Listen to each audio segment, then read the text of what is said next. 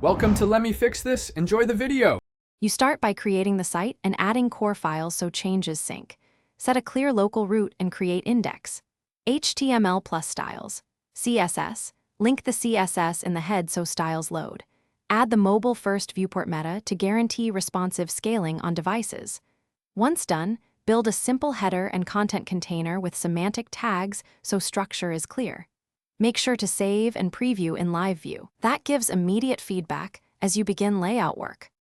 You now convert the static layout into a fluid one using percentage widths and max width to prevent overflow. Use Flexbox for simple rows or CSS Grid for complex sections so elements reflow naturally. Avoid fixed pixels that break layouts.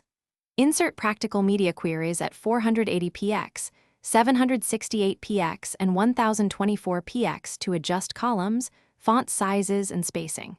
Once done, preview in Dreamweaver's device list and resize the browser to validate breakpoints, making small adjustments to padding and alignment as needed.